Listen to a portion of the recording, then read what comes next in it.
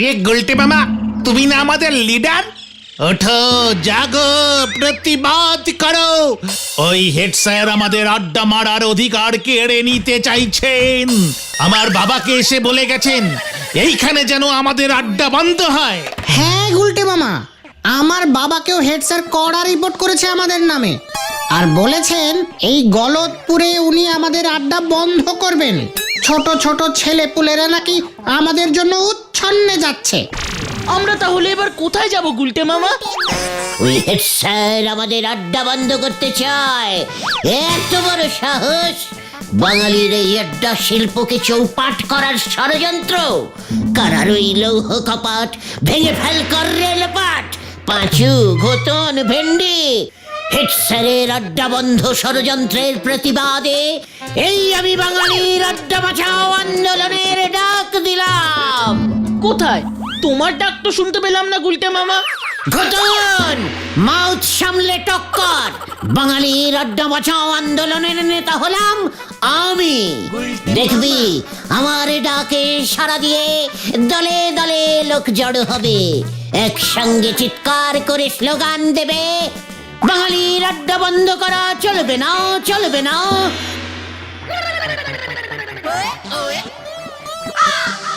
কিরে, তোরা বলবি তো নাকি? চলবে না, চলবে না। বাঙালির আড্ডা চলছে, চলবে, চলছে, চলবে। এই তো এই তো তোরা শিখে গেলি। ব্যাস, দেখবি এবার কি হয়। কি হবে গুলটে মামা? হাজার হাজার লোকের মিছিল এগিয়ে চলবে হেড স্যারের ওই স্কুল বাড়ির উদ্দেশ্যে। সামনে আমি, গলায় ফুলের মালা, দুপাশে তোরা। উফ, কি দৃশ্য! তারপর যদি বলহরি দারোগা চলে আসে, মিছিলে যোগ দিতে।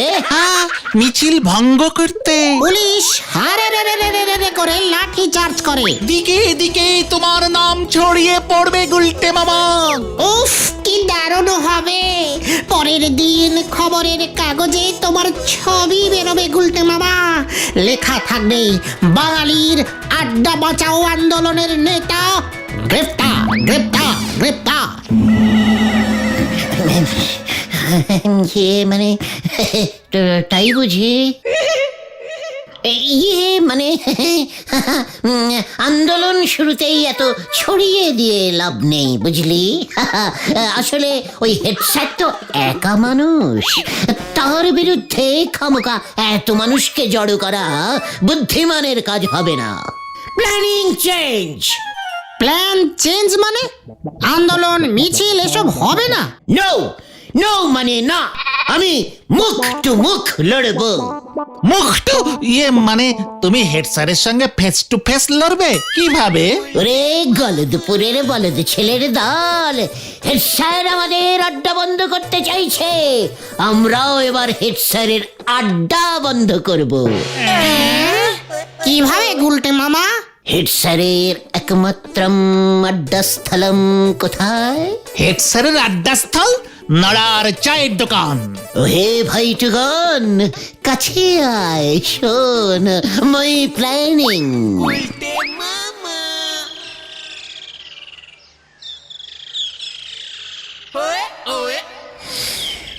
নড়া, বেশ করকরে কড়া কয়েকটা চা দে তো। ওই এলো, চা তো আজ হবে নে। চা হবে না মানে? ওই হেড স্যার নটু বাবুর কড়া হুকুম, এমনকি আমার দোকানে বসি আড্ডাও মারতে দেওয়া যাবে নে। কেন কেন কেন? কারণ যে দোকানে হেড স্যারের মতো মানিগণ্যি লোক চা পান করেন, সেখানে তোমাদের গুলটে মামার মতন এমন নন্ড ভণ্ড নোকের জায়গা হতে পারে নে। আর যদি আমরা হেড স্যারের কথা না মানি? তাহলে ওই দারোগা বলো হরিবাবুরে দে, দোকান শুদ্ধ আমার জেলে পুজবে বলে দেছে। মানে ছি ছি ছি ছি ছি, নারা, তুই শেষ পর্যন্ত ওই ফুটো দারোগা বলো হরিবাবুকে ভয় খেলি? কি তুমি দারোগা বাবুরে ফুটো বললে? কালি পরে তো তোমাদের চা তো আর দেবই নি। দারোগা বাবু যদি শোনে তুমি আমার দোকানে বসে তেনারে ফুটো দারোগা বলেছো, তালিপরি আমার সঙ্গে তোমারেও কিন্তু ওই গারদে ঢুকই দেবে, এই তোমারে আমি বলে দিলুম। মানে বুঝলি পাঁচু, চল আজ আজ যাই, পরে আসবো। ও গুলটে মামা, তাহলে আমাদের প্ল্যানটা? মানে রাইট, কিন্তু ঘটনটা এখনো আসছে না কেন? কি এমন ফুসফুস করতেছ গো তোমরা? একে তো বিক্রি বার্তা কিছুটি নেই, তার উপর তোমরা এসে ঝামেলি করতেছ। নো ঝামেলা নরা, আমি স্বয়ং এই গুলটে চরণ গুহ থাকতে তোর কোনো চিন্তা নেই রে। চিন্তা নেই? চা খেয়ে তো জীবনে পয়সা করি দেওয়ার নাম করনি। এখনো পর্যন্ত 371 কাপ চায়ের দাম বাকি পড়ে আছে, চিনতে হবে নি আবার। টাকার বদলে আমি আজকে তোকে একটা অদ্ভুত জিনিস দেব রে নরা। কি অদ্ভুত জিনিস দেবে শুনি? বাঁশ? ওরে বাস না রে নরা, এই যে গুলটে মামা এনেছি। ও দে ঘটন, নরাকে আজ একটু নাড়িয়ে দি।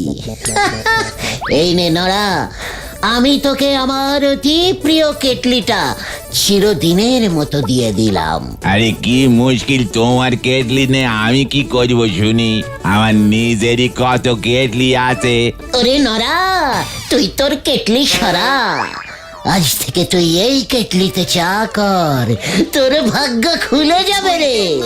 কেন, ওটা কি ভাগ্যবতী কেটলি? আরে দূর, না রে নরা না, এটা হলো মেটলি সাহেবের কেটলি। কেটলি সাহেবের মেটলি? এই কি বললে? মেটলি সাহেব সে আবার কে? দেখ দেখ দেখ পাঁচু, দেখ নরা মেটলি সাহেবকেই চেনে না। মেটলি সাহেবই তো প্রথম তার এই কেটলিতে চা বানিয়ে সমগ্র পৃথিবীকে একেবারে তাক লাগিয়ে দেয়। ওরে সর্বনাশ, এ কি বলতেছো গো তুমি গুলছে বাবু? তাই এই মেটলি সাহেবের কেটলি তুমি কোথায় পেলে গো? ওরে আমার পরম প্রিয় নরারে, এক সময় আমি যে অনেক বছর মেটলি সাহেবের অ্যাসিস্ট্যান্ট ছিলাম। চা আবিষ্কার করবার জন্য মেটলি সাহেব গবেষণা করেই চলেছেন বুঝলি। আর আমি সারাদিন ধরে ঘুরে ঘুরে বাসক পাতা, শাক পাতা, ঘাস পাতা, হেলেঞ্চা পাতা, ঘেটু পাতা, সজনে পাতা, সে কত রকম পাতা জোগাড় করে এনে মেটলি সাহেবকে দিতাম। মেটলি সাহেব ওই পাতাগুলো এই কেটলিতে দিয়ে জল দিয়ে ফুটিয়ে চা বানানোর চেষ্টা করতেন। কি ভীষণ চেষ্টা, কি ভীষণ চেষ্টা, কিন্তু কিছুতেই চা তৈরি হচ্ছে না। আরে গুলটা একটু সামলে দাও না ভাই। গুল নামে সমস্যাই ফুল। অবশেষে আমি একদিন ভোরবেলা যখন কেটলিতে জল ফুটিয়ে ফুটিয়ে ক্লান্ত হয়ে সারস সরোবরের ধারে ঠ্যাং চিতিয়ে শুয়েছিলাম, তখন ঘটল সেই অদ্ভুত ঘটনা। ভূত এসেছিল বুঝি? এই, এটা কে রে পাঁচু? আমি দেখলাম সারস সরোবরের মধ্যে থেকে উঠে এলেন এক দেবী। আমায় বললেন, শ্রীমান গুলটে, তুমি বুঝি জল ফুটিয়ে ফুটিয়ে ক্লান্ত? আমি দৌড়ে গিয়ে বললাম, হ্যাঁ দেবী, কি পাতা দিয়ে চা হবে বুঝতে পারছি না মা। অমনি উনি আমায় একটা সুন্দর ডিপ লাল রঙের একটা ফুল দিলেন। বলতেছি ওটা কি জবা ফুল? ব্যাস দিলা তো আমার ভাবটা নষ্ট করে। আশ্চর্য! ওরে গলদপুরের বলদ নরা, ওই সারস সরোবরের দেবী জবা ফুল কেন দিতে যাবে আমায়? ঠিক আছে ঠিক আছে, তালিপরি ওটা কি ফুল ছিল? দেখলি দেখলি পাঁচু, নরা সেই তখন থেকে সেই ফুলটার পেছনেই পড়ে আছে। আরে ওটা ছিল একটা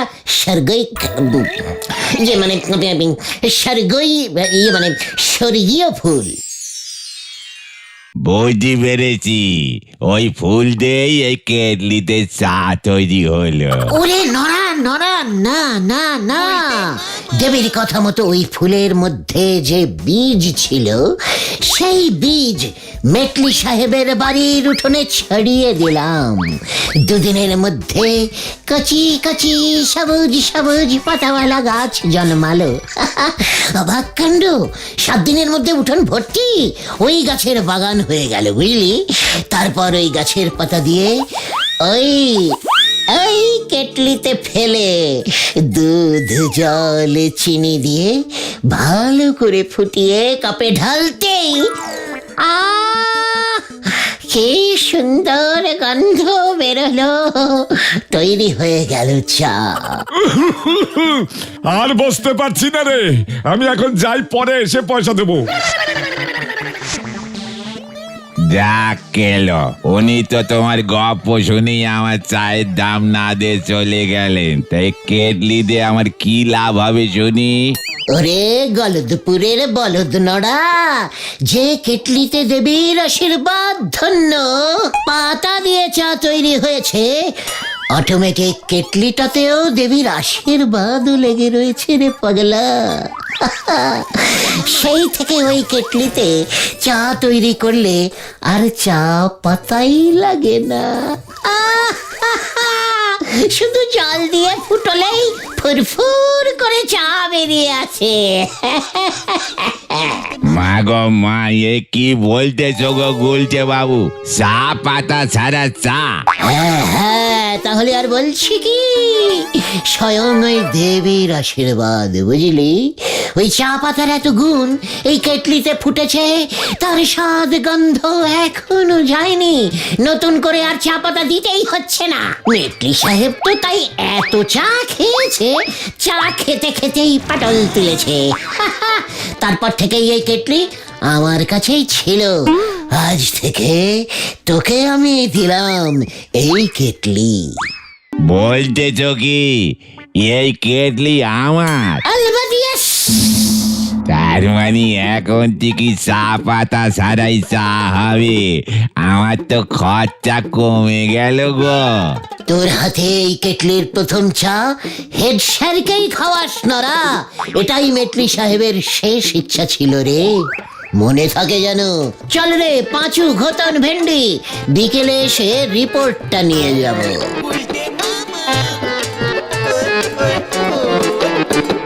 মেটলি সাহেবের শেষ ইচ্ছে? এই কেছে মেটলি সাহেব আমাদের হেড স্যার নটু বাবুরে চিনলো কেমন করে?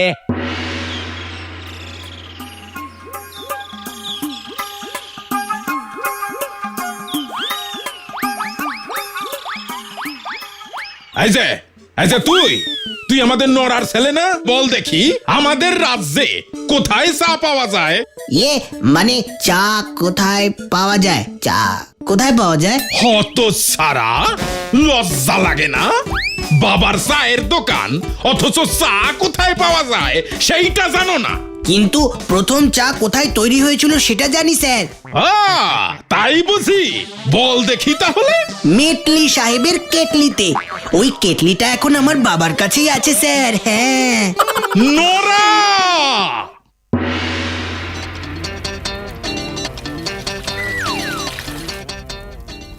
মাথাটা ঠান্ডা করে একটু বসেন দেখি স্যার। এত মাথা গরম করলি কি চলে? জলটারি আগে গরম হতে দেন। কি? মেটলি সাহেবের কেটলি? আর এই কেটলি দিয়েছে তোরে ওই গুলটে?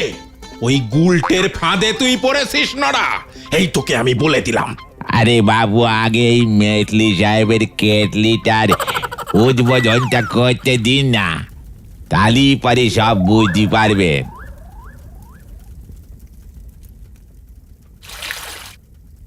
এই দেখে, এই যে সাদা জল দিচ্ছি, বেরুলো লাল জল, ইয়ে মানে লাল চা। আচ্ছা, এতদিন ধরে তুই চা বানাচ্ছিস, চা কি কখনো উরম লাল হয় রে হতচ্ছাড়া? হয় না সে তো জানি, কিন্তু এ তো আমাদের সাধারণ চা নয়, ওই সারস সরোবরের দেবীর লাল ফুলের চা বাবু। লাল তো হবেই, আপনি একটিবার খেয়ে দেখেন না বাবু। ইয়ে মানে নড়া, এই চায়ের জন্য তুই কি পয়সা নিবি? কি যে বলেন বাবু, মেটলি সাহেবের কেটলির উদ্বোধনী চা বাবু, পয়সা নেন নিজের না জাতি কি করে নেন বাবু, এক চুমুকে খেয়ে নে বলেন দেখি কেমন খেতি হয়েছে। এত করে যখন বলছিস দে তখন।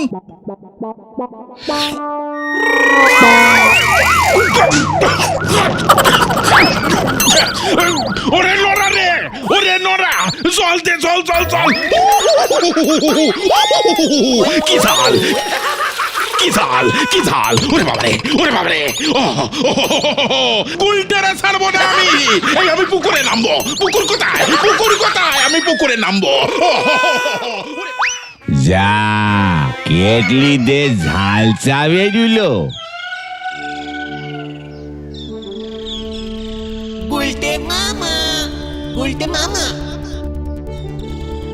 তুমি এত চিন্তা করো না গুলটে মামা, তুমি দেখো ভেন্ডি এখনই সুখবর নিয়ে চলে আসবে। পাঁচু ঠিকই বলেছে গুলটে মামা, আমি তোমার কথা মতোই গুনে গুনে 15 চামচ গুঁড়ো লঙ্কা কেটলির ভিতরে ছড়িয়ে রেখেছিলাম।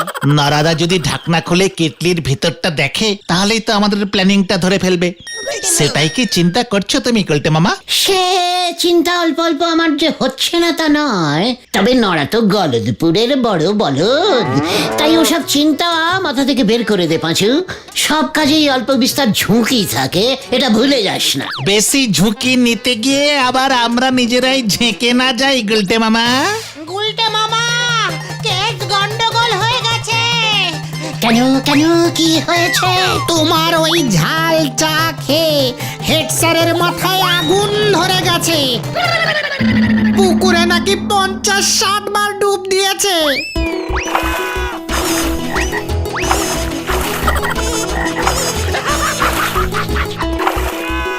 তারপর সোজা থানায় দারোগা বলহরি বাবুর কাছে তোমার নামে নাকি বেশ কড়া করে রিপোর্ট করেছে। দারোগা বাবু তোমাকে ধরতে আসবে। কি সব তোকে কে বললো? বাবা থানায় গিয়েছিল, তখন শুনেছি।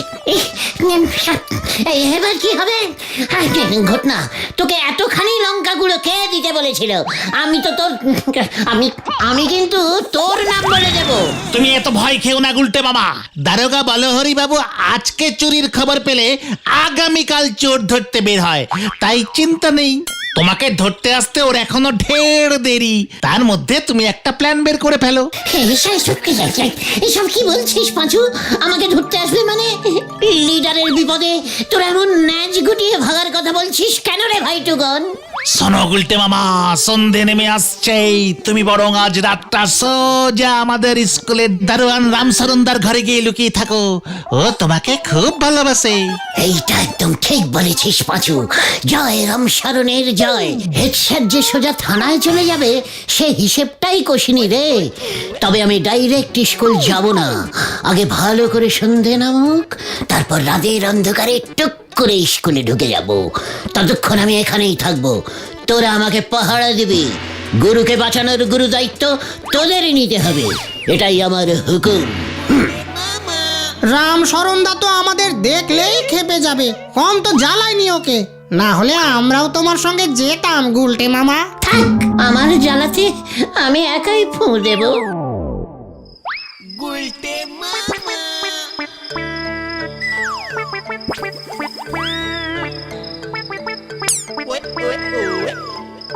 একই ওই ঘরে আলো জ্বলছে কেন?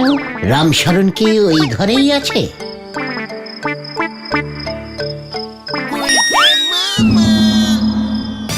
একই কি দেখছি আমি? ওরে বাবা, হ্যাঁ আমি 5 গুনবো, তার মধ্যে লকারের চাবি চাই, নয়তো গুলি মেরে মাথার খুলি উড়িয়ে দেবো। এক, দিস ইজ মোক্ষম সুযোগ। হেড স্যার ইন বিপদ, ওকে বাঁচাবো আমি, তাহলেই আমি বাঁচবো। 3, 4, 5। স্যার আমি এসে গিয়া। হ্যালো, হুয়া হি হি হুয়া শিখাও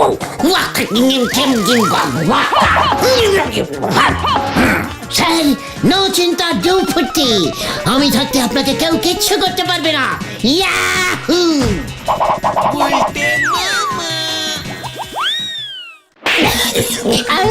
ওরে বাবা,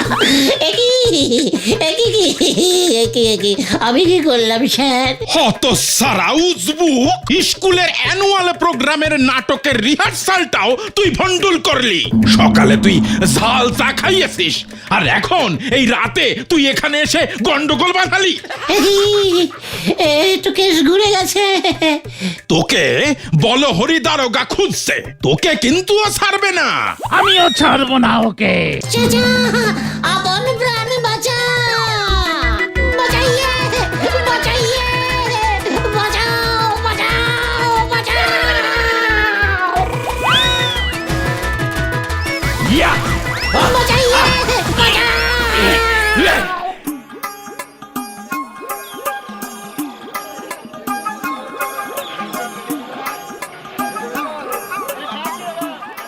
গুলটে মামা, এই দেখো তোমার মেটলি সাহেবের কেটলি নারাদা ফেরত দিয়ে দিয়েছে।